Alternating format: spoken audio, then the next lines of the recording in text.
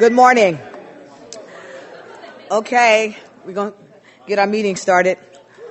My name is Norma Jean, and I am a recovered alcoholic. Okay, we'd like to go into a moment of silence and gratitude for the AA recoveries of the past 75 years.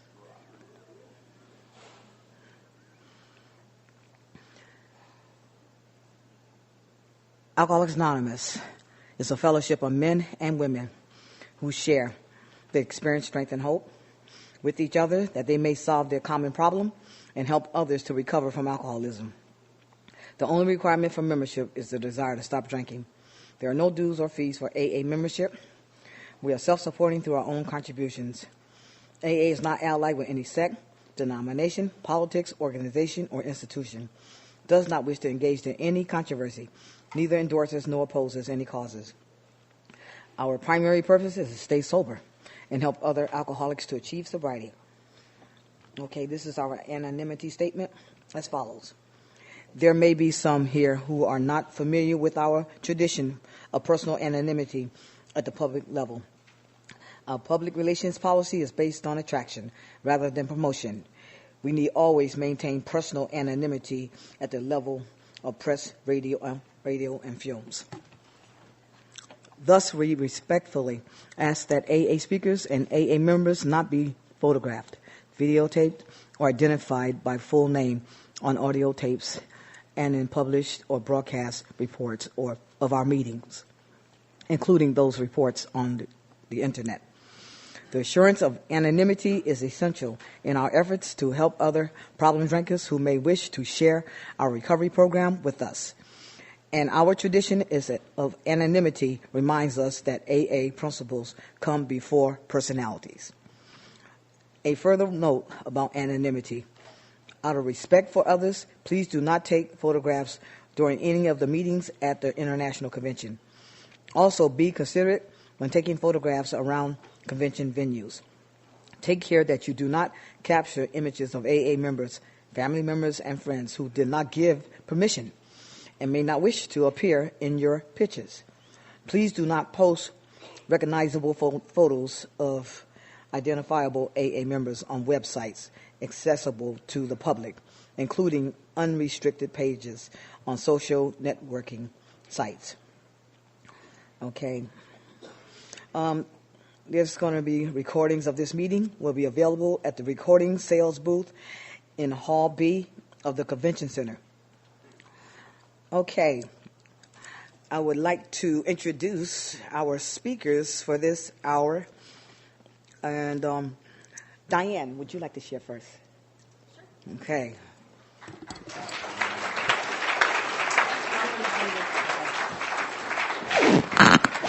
Okay, hi.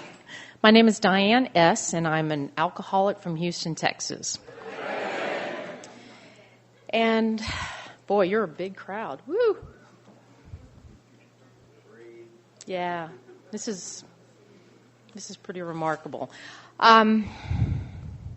Okay, so I've got about 15 minutes. I want to leave plenty of time for the audience to be able to come up and speak. And if you hadn't guessed already, you've got to come up, hey, Nancy, here to the podium. So for a Houstonian who can sit in her little chair at the very back of her meeting, this is like, woo! But what I'll say is this. I came to AA in October of 1990. And that was 10 years after I realized that I had a problem. So pretty early on for me, I started experimenting and then became addicted, probably by the age of about 12. And it was bad enough that in the first week of high school, and I was in high school a long time ago, if you haven't figured that out, there was a smoking area back then. And, of course, that's where I was when they didn't drag me into classrooms. So a week into high school, I'm sitting out in the smoking area, and a young woman, teenager my age, she and I started talking, and within, a couple of weeks, she took me to my first 12-step meeting, which was PADAP, which is Palmer Drug Abuse Program. I don't know how familiar a lot of you are with that, but that's basically for teenagers like me and young adults. And because AA was for a bunch of old farts, and I wasn't going to have anything to do with that, and it didn't even really occur to me. I mean, it's almost like I'd never heard of it before. So I went. I was already experiencing chaos and unmanageability and problems with family and not wanting to do what my teachers and counselors at school wanted me to do. And I was sharing with somebody last night at the stadium meeting that it was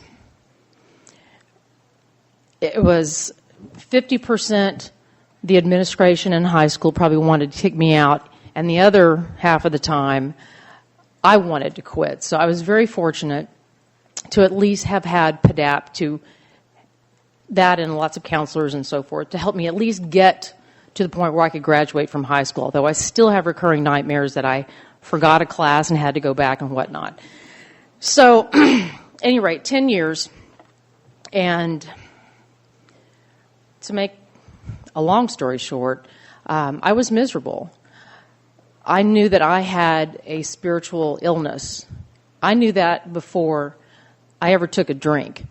I was probably one of the few 9, 10-year-olds who was reading about transcendental meditation from Encyclopedia Britannica and trying to figure out, where was God and who was I, and going to friends' church or synagogue, things like that. I knew that there was a gaping hole in me. So alcohol and drugs filled that up pretty nicely.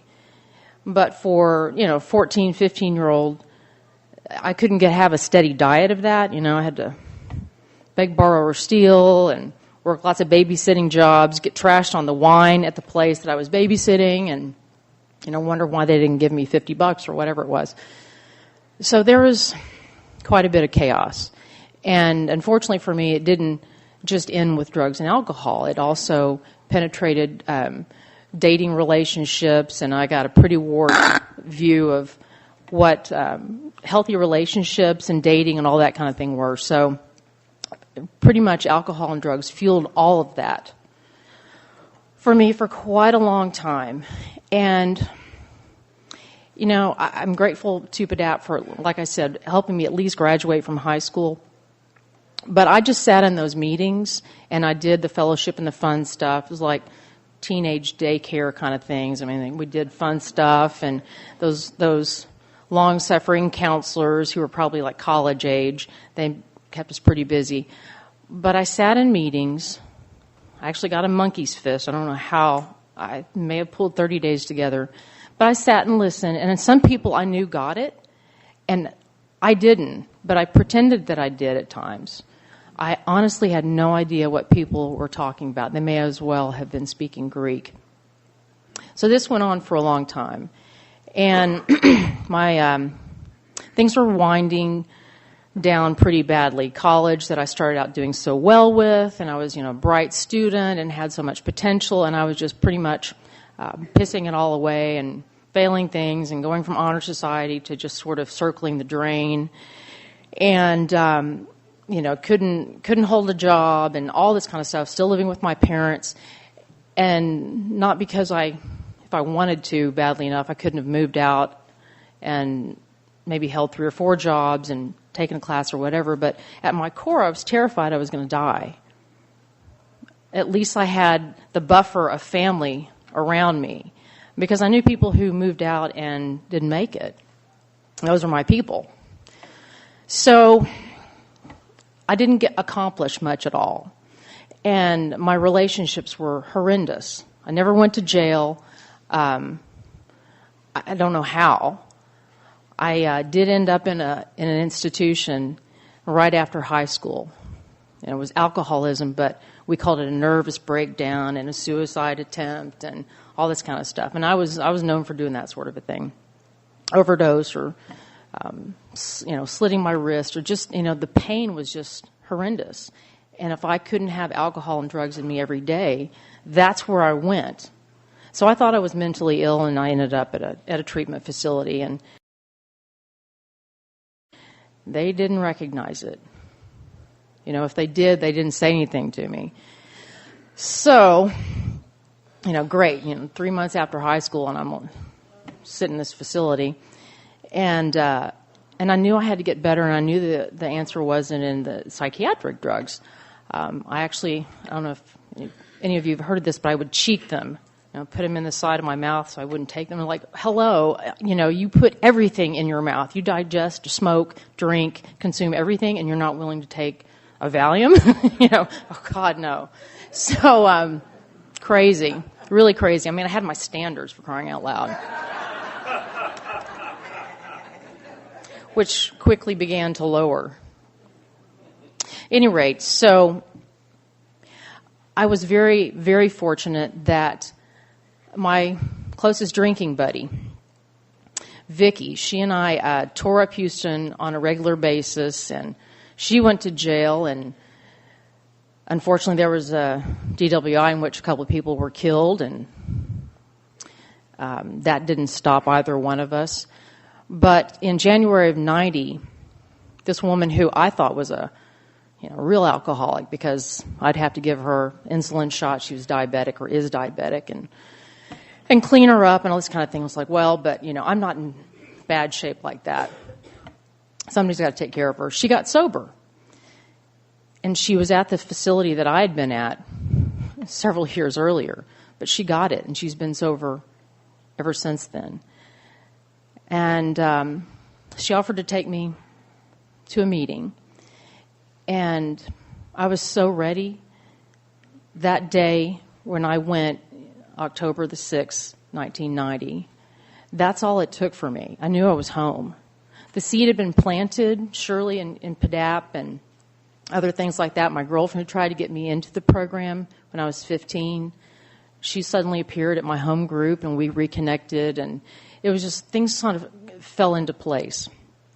So I've never had to take a drink since then, and God willing, I will pick up a 20-year chip in the fall, in October. And I had nothing at all to do with that. It is purely by the grace of God. So I'm a living example of how to do it all wrong and be stubborn and obstinate and try to be a perfectionist and, giving my fifth step for the first time over like about an 8-hour period, laying at my sponsor's home. So it can be done, even if it's not done well. Sobriety happens. It happened to me in spite of myself, I think, a lot of the time. But the topic is the tormenting ghosts of the past. I'm not sure if I'm supposed to be tormenting my ghost or my ghosts are tormenting me or what the situation is. But what I can tell you is that I think the biggest thing, I've been so fortunate to reconcile with family and reconcile with friends and finish college, and I've held a job for 6 years. Woohoo! And people think I'm good at it. And one of the highlights so far for me this weekend is seeing one of my former students, a graduate of the program I worked with, in this fellowship, to see her at the hotel and see that she's still sober and is doing well. And I helped play a very small part in that. That's very gratifying. So she was like a kind of a professional sponsee, I guess you might say. But the biggest thing for me is I grew up, finished college, met a wonderful man, Kim. The relationship came in sobriety a little sooner than probably most sponsors would recommend. But because we had good sponsors, because I had a good sponsor, it evolved slowly, really slowly. And for that, I'm extremely grateful. When we got married in 2001, on our 10th anniversary. And somewhere along the way after that, we realized we wanted to become parents. So for me, and FYI, when I was 12, I went to my parents' dining table, sit down for dinner. I said, I never want to get married or have children. This sucks. I was not happy with what I was growing up in. So, and I lived by that. I was never going to get married, and there was a lot of nevers in there. I got married to a wonderful man. We both worked the program. We take this to all areas of our life. But the one area that I'm really working through right now is, as far as goes to the past, as I'm a little older, and we're trying to have a family. And that's been one of the biggest struggles in the last 3 years. That, in my head, I'm only 25, 30, but the reality is a little bit different on the outside. So that's been a big challenge for us the last couple of years. And I feel like I'm ready for it. I really do. And that's only because of you all. Because I've been willing to be sponsored. I've sponsored people. I've learned how to have relationships. And I finally got to a point where family meant something. And we want to have a family. So it's not happened yet. Knock on wood. It might be happening soon. But I experienced everything that I've been through before seemed like the hardest thing ever. And then my husband and I got pregnant last summer. And it was a short pregnancy. But I got to be pregnant for about 5 weeks. And when I lost pregnancy, I had a huge amount of guilt. Like, if only I had gotten my act together earlier. If only we had done this earlier. And, I hadn't experienced that for a long time because I accomplished a lot of the things in the program that I didn't think I would ever be able to do, like just living to 25 or 30 or 40 or what have you. But that really recently for me was, I wish I had done things different. And the reality is I had to pretty much accept that thinking like that was not going to work for me. It was going to lead to drinking again. So the reality is I've turned it over, and I really do feel at peace with that, which is not to say I didn't feel very sad, but at the same time, God's gotten us so far. I'm a walking, talking miracle.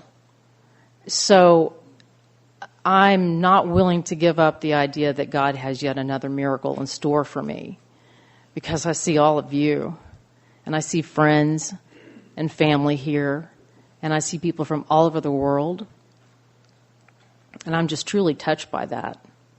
On the way over, we shared a cab with a woman who, this was her first meeting. This was her first convention, and she had just had a double mastectomy just very, very recently. And I thought, wow, what a wonderful healing place for her to come to. What great self-care is that, to be here despite that.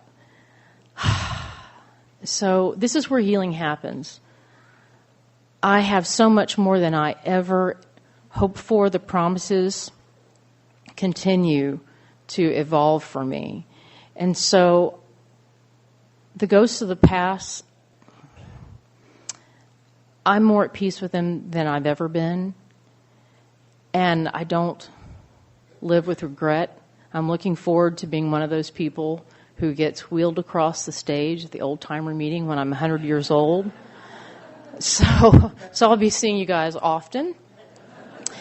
None of this would have been possible without this. And I want to thank my 3 closest drinking buddies for preceding me and following me into the program.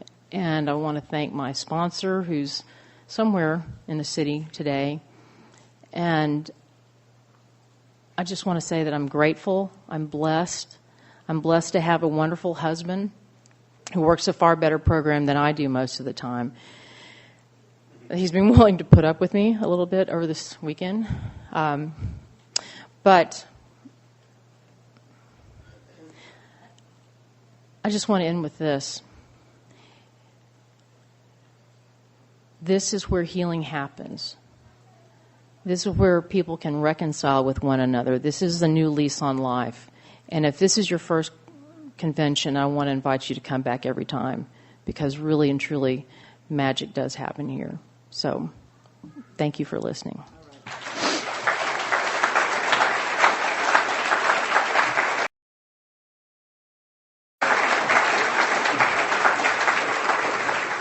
I would like to introduce the second half. Kim?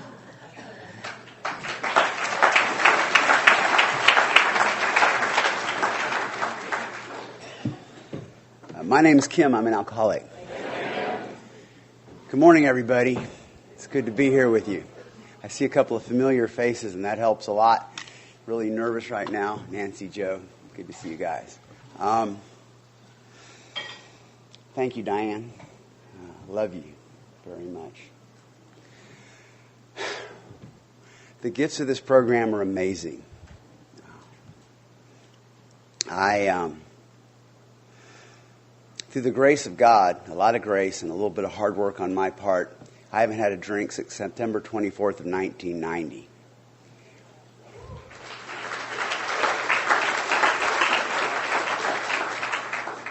And I'm blessed that the first Desire chip I ever got at the Delta Club in Houston, Texas that day is still shiny in my life. And it's going to stay that way until my last breath if I have anything to do with it, because I am committed, no matter what, not to take a drink of alcohol today, no matter what may happen in my life. And that's the one principle I hang on to. If everything else falls apart, and no matter what else I may fail to do or succeed at, that makes it all possible. I like to give Diane trouble because I came to the Delta Club 2 weeks before she did, so I have more sobriety than her. And I don't let her forget it. And I'm still married nonetheless.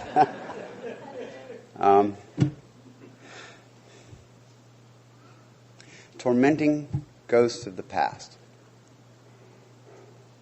When I think about ghosts, I think about memories for me. That's what that means.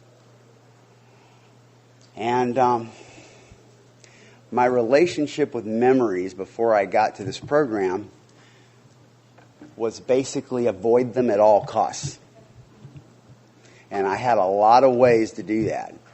A whole medicine cabinet of ways, a whole bar full of ways. And I became quite expert over the first 15 adult years of my life at avoiding memories, at obliterating memories from my mind. I continually created more miserable memories that I had to continually run farther and faster away from in order to not remember. So that was the rule of my life. Avoid reality, avoid me, avoiding facing my behavior, the damage that I did. My first memory of my alcoholism came before I took my first drink. And I remember when I was about 10 years old, I remember not being able to sleep at night. And I would get up and sneak out of my house around 2 or 3 in the morning, and I would wander through my neighborhood at night under the streetlights in the dark. And I remember thinking at 10 years old, what's wrong with me? Why do I feel this way inside? Something's missing. I don't know what. At 10 years old, I already felt that hole inside, that empty place. And I didn't know why that was happening with me. I thought I was the only one that had that. And it kept me up at night. And it wasn't long after that I found my first drink of alcohol. And that seemed to take care of things for a while. That seemed to fill up that place inside, or at least it helped me not pay attention to it. One drink at a time. So, Diane mentioned something about standards lowering.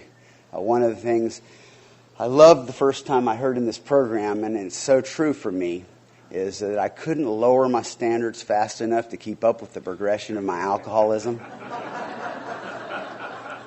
I don't know how many of y'all can relate to that. When I drank and drugged to get high and drunk. That was it. Bottom line from the very beginning. I tried to fancy it up and dress it up, you know. I put it in a brandy snifter, or I put it in a fine beer glass or a glass of wine, or I put it in the most expensive bong I could find, or whatever else it was. I won't go into the details. I had quite an array of paraphernalia, let's say.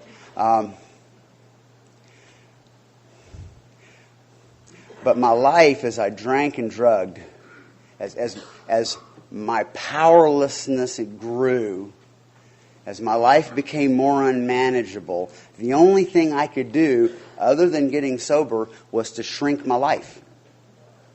I had to keep making my life smaller and smaller and smaller so I could manage it with my decreasing ability to manage my life. And so as I continued drinking and drugging, my life kept shrinking around me. And if I couldn't shrink it fast enough, of course, if my drinking got in the way of my job, what did I do? I quit my job, okay? If my drinking got in the way of my driving, I got rid of my car, okay? If my drinking got in the way of my paying my insurance bills or my other bills, I got rid of my bills. I got rid of my phone. I got one thing after another. I got rid of all of this stuff that I couldn't stay responsible enough to keep up with because my alcohol and drug addiction ruled my life. It took everything I had. Ultimately, it took every brain cell in me, every bit of my consciousness, just to cope with the craziness that I was creating every day in my life. And so I told myself I like to live light and travel light, right? I had a good story for everything that happened to me, and it all looked good on the outside, but inside it was miserable. And actually, I thought it looked better on the outside than it really did. Later on, I talked to some of the people in my life, and it really didn't look all that good on the outside either. So, in the big book of Alcoholics Anonymous, it tells me this about memories. And this is what I read in the very beginning. I heard this in a meeting, and it hit me in my deepest place in my gut. And today, every time I read it, I get caught here inside because I remember what this felt like. The fact is that most alcoholics, for reasons yet obscure, have lost the power of choice in drink. Our so-called willpower becomes practically non-existent. We are unable, this is the part, at certain times to bring into our consciousness with sufficient force the memory of the suffering and humiliation of even a week or a month ago. We are unable at certain times to bring into our consciousness with sufficient force the memory of the suffering and humiliation of even a week or a month ago. So my problem before I got sober was that I couldn't remember anything, that I tried not to remember anything. And when I tried to remember, I couldn't. It went away.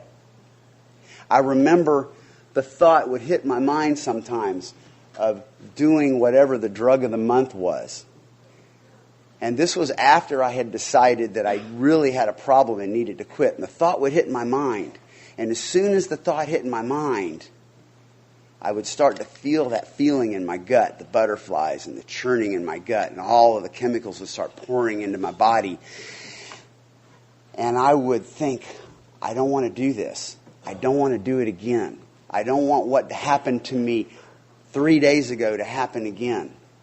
And I would start to try to tell myself, I would start to try to bring to my mind a conversation about why I didn't want to do this. I would try to remember, I would try to tell myself the story of what just happened a couple of days ago. And I couldn't. It was like I was reaching in and yanking and pulling on this memory, this voice in my head, and it was just this quiet little thing, because all the crazy noise in my head about wanting to get high or drunk again was so loud it would drown it out. I literally remember at the time, why can't I think this thought? Why can't I put these words together in my head to tell myself what happened? And why I don't want to do this. Because the bottom line is, the reason I couldn't do that is remembering the misery of the past is not going to keep me sober. It doesn't matter the consequences of what I did. By the time I crossed that line, I couldn't stay sober, and nothing but a power greater than myself could keep me sober. And I can remember that stuff all day long and take a drink tomorrow if I don't stay connected to a power greater than myself. Now, when I got sober, my problem changed. Because suddenly my inability to draw to mind with sufficient force the memories of the past became the inability to shake the memories of the past. When I was sober, they were on me. All those years of memories. All the stuff I'd been putting aside and trying to forget. All the faces of the people who I'd caused pain and misery.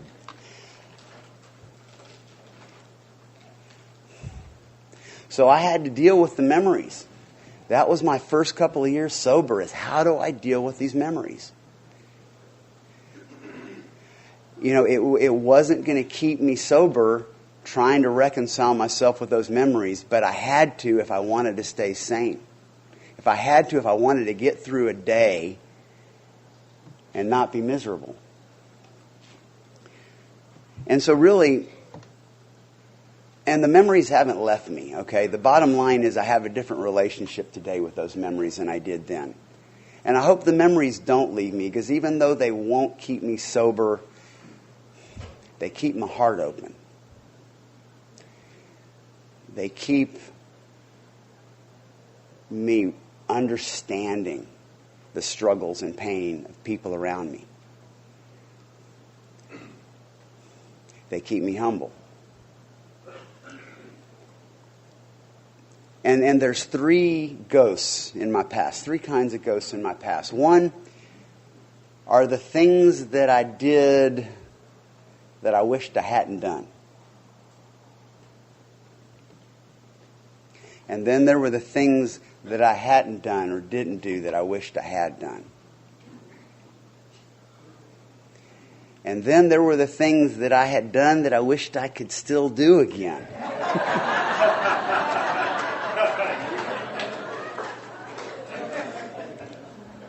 I still have using dreams, and they're almost all around marijuana.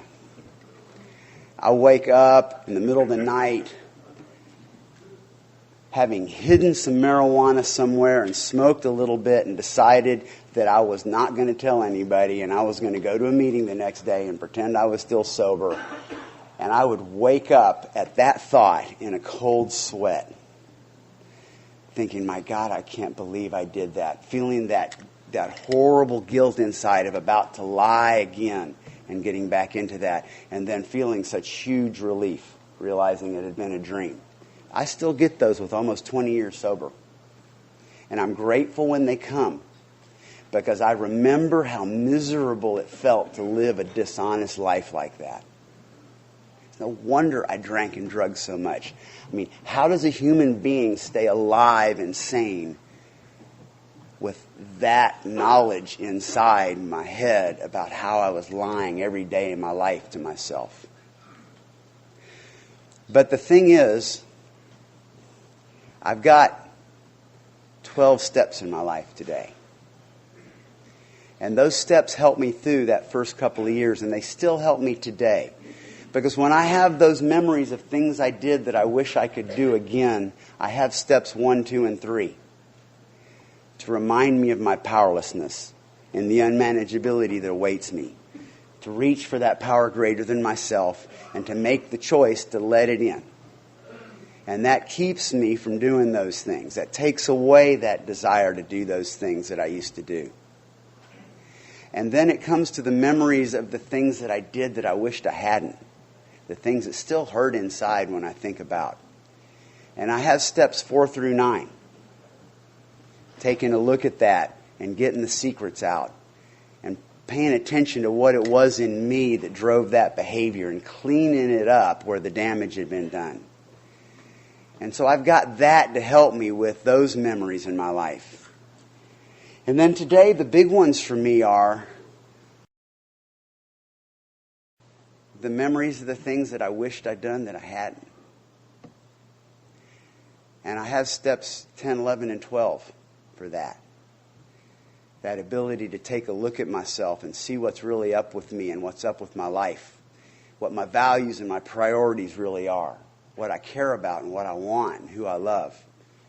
And the ability to call on a power greater than myself, not just to help me heal from the past, but to help me move into the future. And then I have the ability to be of service and practice these principles in other areas of my life. And my sponsor tells me if I want to practice these principles in all my affairs, I have to have some affairs to practice them in. Which means I need to go outside these rooms from time to time and build a life. And that gives me that opportunity to go back to school and finish the college degree that I blew off and change a career and get a master's degree and marry a beautiful woman that I 13th stepped about 19 years ago.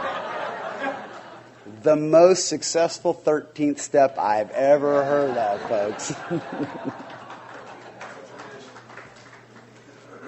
So, today,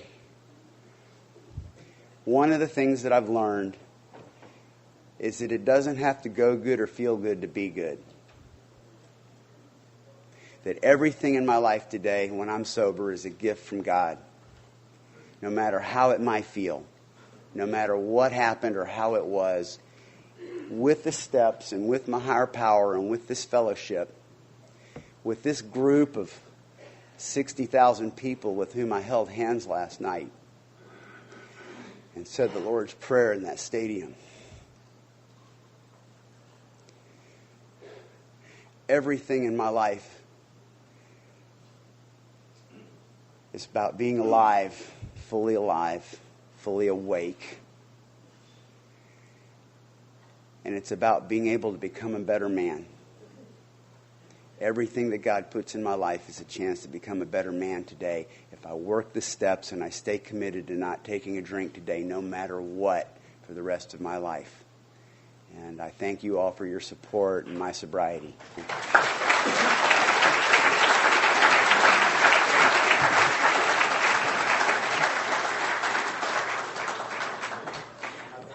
Hi, I'm Norma Jean, recovered alcoholic.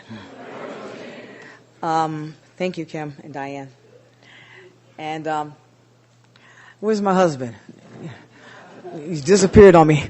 Anyway, I'm just grateful to be here this morning, and I was headed over to another meeting, and that was my meeting I was going to go to. But anyway, I'm led by the Spirit, 1, 2, and 3.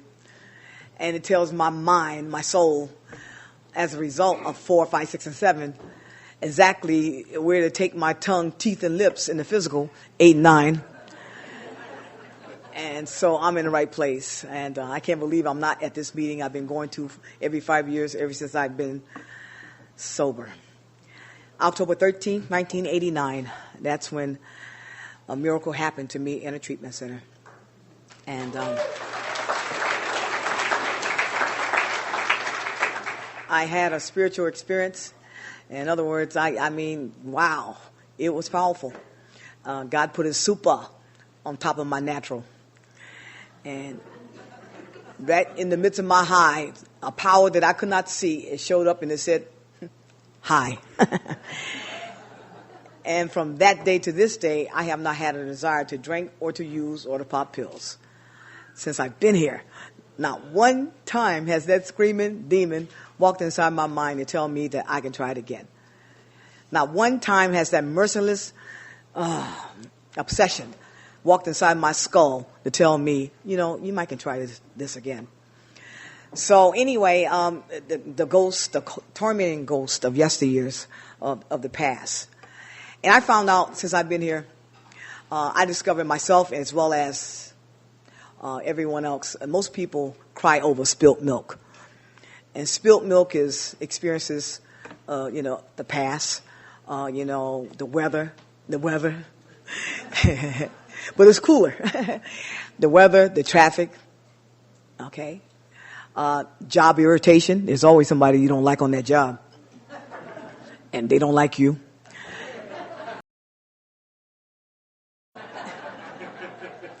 Rejection.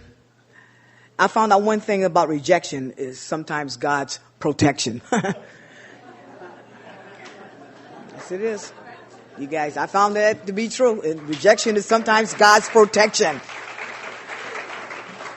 I have learned to reject rejection since I've been here. And, because thank God for Al-Anon. Yeah, I went to Al-Anon 15 years ago. Yes. I went to Al-Anon 15 years ago. I said, oh, Al-Anon, I have an issue. Please give me a tissue. Hello. I have learned to reject rejection, okay? Because, see, in my family, my father's a minister, my brother's he's a minister. Now, y'all see why I ended up here. And, but in my family, I was the outcast, troublemaker. I was the white sheep in the family.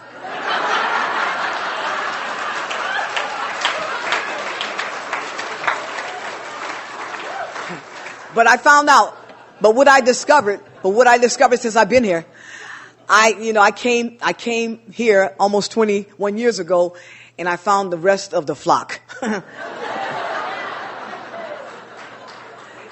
And also, spilt milk, death of a loved one.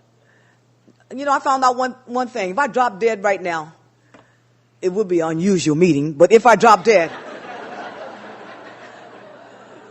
what's going to be written on my epitaph is that Norma Jean, she lived, she loved, she laughed, and she left.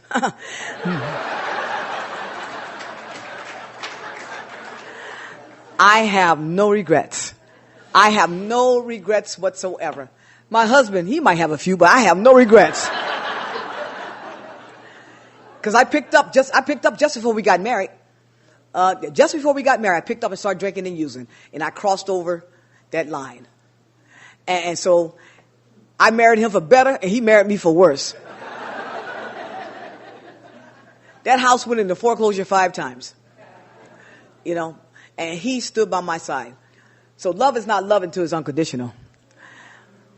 Unconditional love is creation raised at its highest expression. And I'm just grateful that I found a solution to my problem of those ghosts of yesteryears.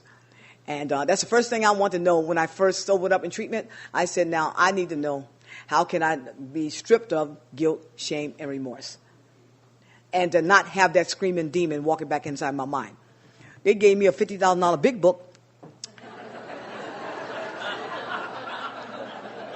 And told me to go to AA meetings.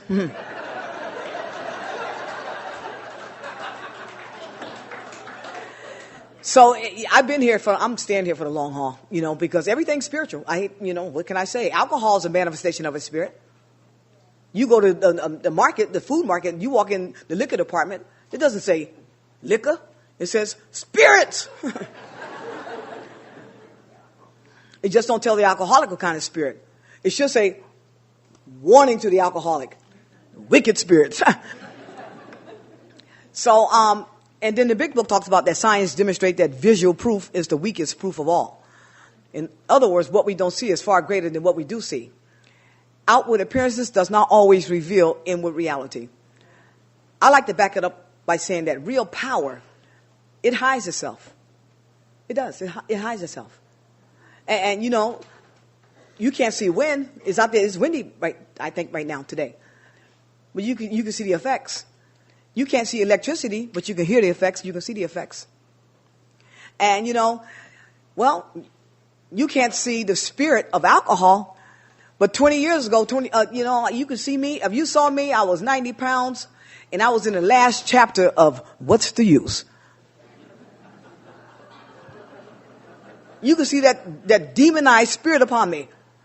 I was 90 pounds. I looked like a nightmare on Elm Street. But God is a spirit. You can't see spirit. You can't see God. So anyway, I'm standing here, almost 21 years sober, Norma Jean C., happy, joyous, and free. I'm free. I am so free of them demons, those ghosts of yesteryears. Because happy, joyous, and free is symbolic to the death of alcoholism and drug addiction? Happy, joyous, and free is symbolic to the death of generations of hurt people that hurt people. You just don't know. You know, I come from generations of hurt, damaged people that damage people, hurt people that hurt people. Those are torments from their past.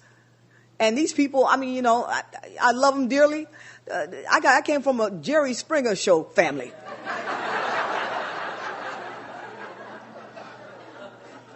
And also, happy, joyous, and free is symbolic, to I can't believe the death of that obsessive, compulsive nature, And I had to get rid of that spirit of gambling since I've been here. I didn't go to Gamblers Anonymous. I had an obsession with that spirit of yesteryears, and I started gambling when I came on the program. And I loved the slot machines. I became a slot slut in recovery. It was a ghost that took over my soul. Okay, you ain't drinking, but you like to gamble. So, what can I say? And then I love food. I was 90 pounds when I surrendered, but I blew up in the meetings. That spirit. Hey, overeating is like dynamite. It will blow your behind up. It was a spirit. I had switched seats on the Titanic. Somebody said to me, Norma Jean, you say you happy, joyous, and free? I said, I guess I am. They said, look like you enjoying your groceries. Okay.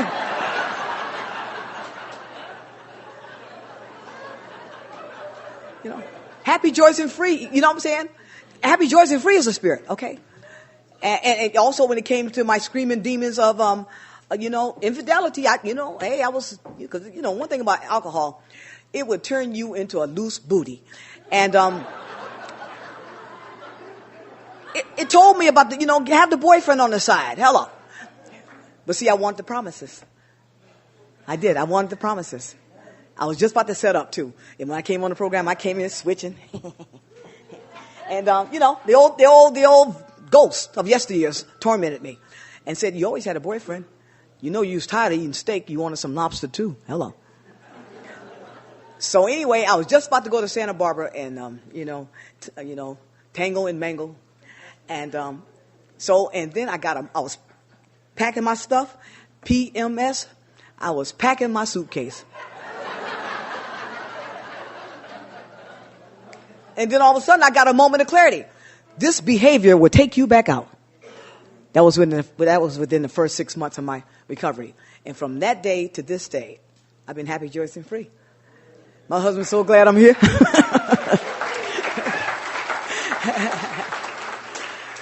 So I'm going into, because we got a few more minutes for people to share. And I'm just so grateful to be here to share that happy, joyous, and free. And see, in order for me to live in that dimension, and see, there's two voices over here. I'm right, you're wrong. That's the world of cause and effect. I'm up today, but down tomorrow. The spirit of two voices. The ghost. I love you today, but hate you tomorrow. Drink today, but sober tomorrow. So what I had to do, I had to start living these steps, 4 dimensions. So 1, 2, and 3, I became at one with God. And so I start crossing over from the world of cause and effect. The sweat of the brow, eye for an eye, tooth for a tooth, dog eat dog world, trying to keep up with the Joneses. The world of racism, sexism, atheism, humanism. Man is the measure of all things.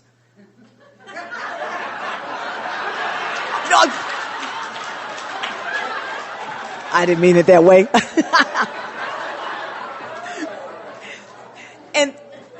And then I start crossing over into the world of the spirit, the 4th dimension, the kingdom of God. At one with God, 1, 2, and 3. And then I became at one with myself. Step 4, 5, 6, and 7. I became at one with the human race, 8 and 9. And I'm at one with the universe, step 10, 11, and 12. I'm over here walking hand in hand with the spirit of the universe. The spirit of the universe, not the spirit of the disease of alcoholism and drug addiction. and the obsessive compulsive nature. Because I keep my relationship right with God. I will never drink again. I will never use again. Because they said in dying, we have eternal life. Hello. Eternality, immortality, infinity, virtue, peace, prosperity, wholeness, completeness, and fulfillment. That's where I am. And I didn't have to go to church. So somebody walked, and my mother walked in the room. She said, son, I want you to get up and go to church this morning. And he says, Mom, I don't like that church. Those church folks don't like me, and I don't like those church folks. She says, son, I'm going to give you 3 reasons why you should go to church. 1, I'm your mother, and I ask you to go. 2, it's Easter Sunday morning. And 3, you're the pastor, and you must go. You must go.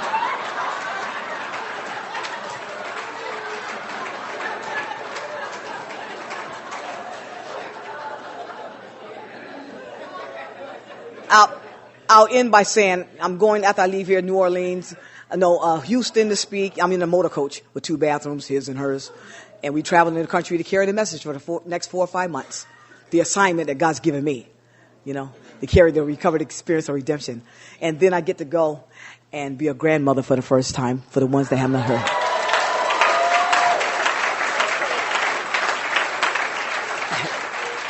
I know some of you guys heard it before. My daughter said, yeah, Mom, I've got to tell you something else too, Mom. Not only am I pregnant, but my boyfriend's a white man. I said, oh, Lord. And then I said to my husband, well, guess who's coming to dinner? And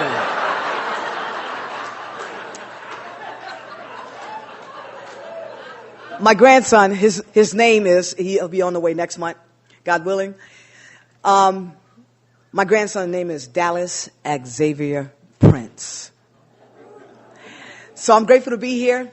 And I found out one thing. I was almost 21 years ago, I was struck sober miraculously. I was healed instantaneously. I was forgiven completely.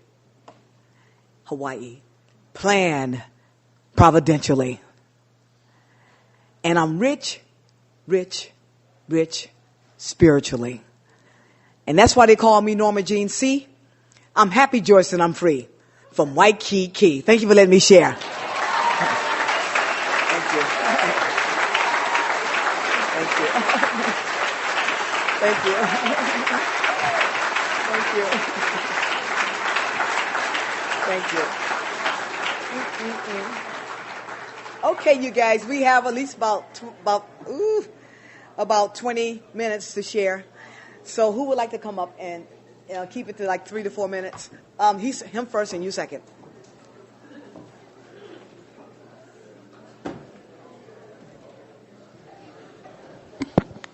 Thank you. My name's Peter. I'm an alcoholic. I saw in the program they had the tormenting ghosts of the past, and that was a big part of my story. I came into the program in 1989 through an intervention from the Seattle Police Department. And I did the work, and I got a sponsor, and I did the steps. I came to the Seattle International, I went to the San Diego International, and I missed the Minneapolis International because I got drunk. Came back into the program, and was unable to get sober. I get 20 days, 50 days, 60 days, 90 days, and I drink.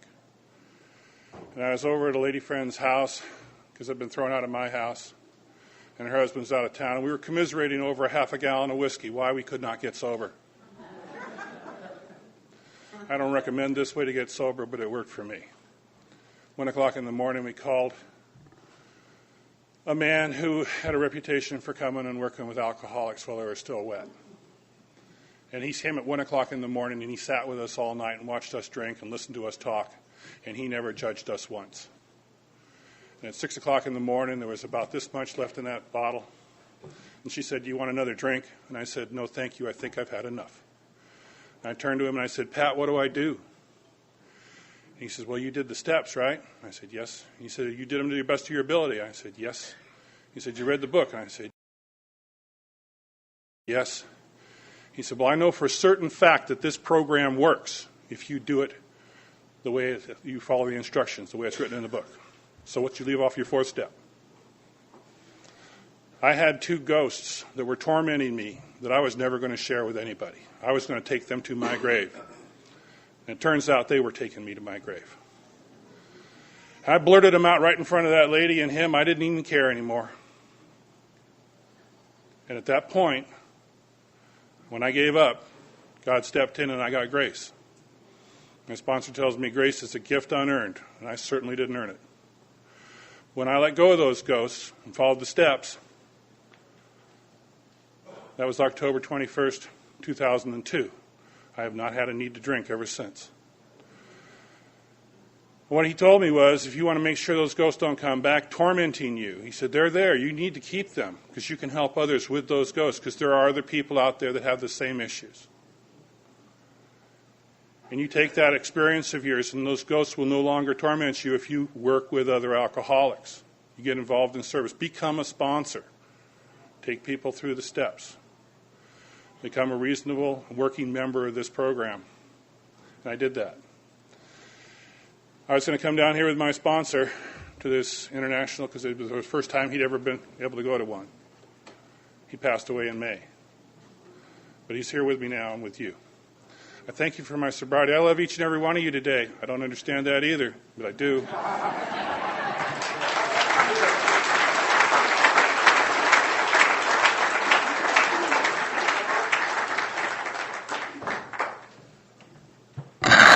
Hi, my name's Sherry. I'm an alcoholic.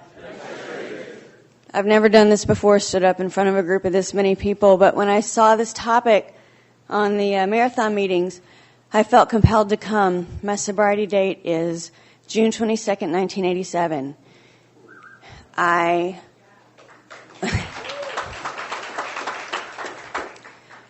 When I read what the topic was, what it brought to my mind is that when I came here, I was somebody that I didn't want to know. I was somebody who couldn't look at myself in the mirror. I was somebody who couldn't tolerate the thought of who I was and what I had done.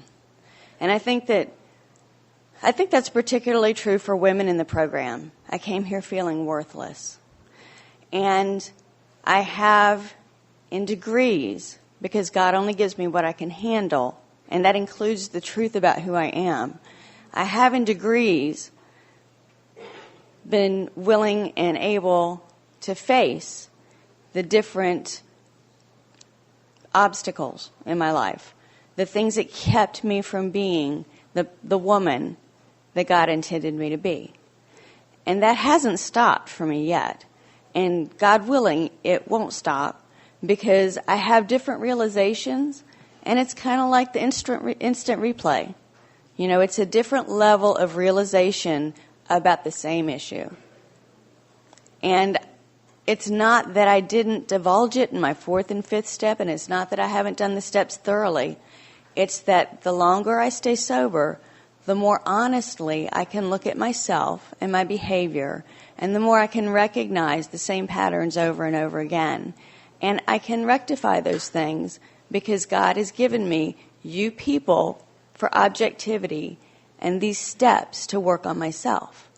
So as I work with others, as I raise a child who you all saved a seat for, as I look at myself with a different perspective, because God changes my perspective and helps me to see myself more and more clearly and helps me to move more and more towards the woman that I was meant to be. And that is owed to you guys. And when I saw that topic this morning, that's really what was kind of pounded into me because, you know, once again, I'm coming around to some things that I say I've been here before, but it's different now because I know more, because you guys have taught me more, because I can be more honest with myself and with you, and I can hear God more and more clearly. And God never quit talking to me, but it's kind of like the difference between talking to a 5-year-old and a 30-year-old. And I was less than 5 when I got here.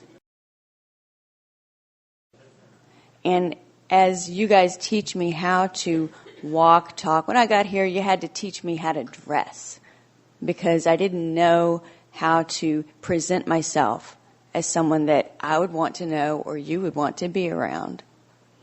And today, I can look in the mirror and say, wow, you are someone I'd like to know. And 2 years from now, you're going to be somebody even different. So I just wanted to stand up here and say that because this topic really touched me, and I heard some wonderful things from the speakers, but it just really meant to me that I continue to grow in this program.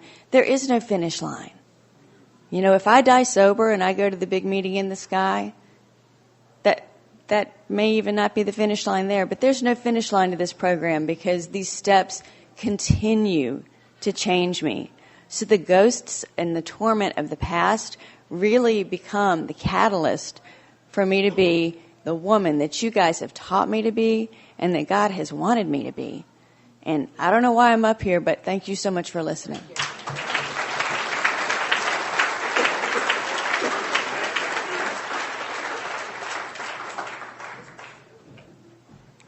Hi, everyone. My name is Tom. I am an alcoholic. I'm from Pennsylvania, and I hate the Dallas Cowboys. That's just a little shot there. I had 17 years in this program and picked up and put another 3 together and picked up. And I did a very thorough 4th and 5th step. I was just thinking about this when I was sitting there. The last time I picked up, it put me in a hospital with a heart attack. And like when you're laying in intensive care, you get a lot of time to think. And what came to my mind was the ghost that I was holding on to was a reservation. And, the reservation was that God forbid anything would happen to my wife, whether she would die or leave me, or that would give me the opportunity to drink again. And I never told that to anybody.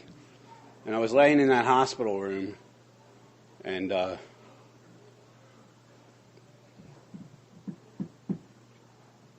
my 2 daughters walked in, and I saw their face, and I knew they needed a sober dad. And from that instant on, I never wanted to drink and drug again. And that was 3 years ago, yesterday. I celebrated my anniversary yesterday.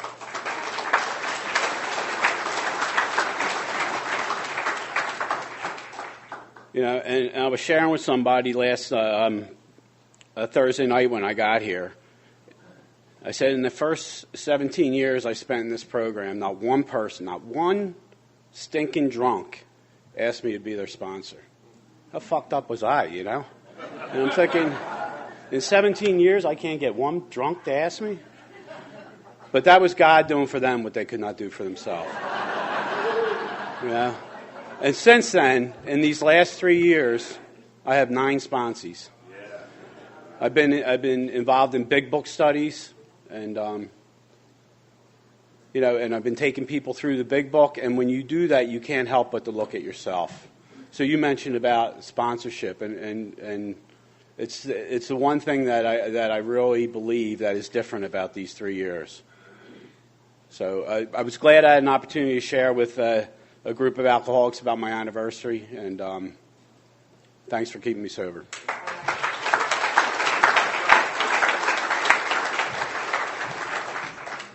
Morning, everybody. I'm Tom Dyer. I'm from University Place, Washington, and I'm alcoholic. This is the 5th international convention that I've been to. I was one of the ones that wasn't allowed to get into Toronto, even though I was registered for it because of my past. Stopped at the border, and they gave me a choice of flying to any other city in America. And I'm here to tell you that there isn't anything in our past that we can't overcome with the steps of this program. I'm responsible for the death of another human being. 1981. I paid my debt to society, but it didn't go away. Every night, I would have a reliving dream of that particular event. It was my brother's girlfriend.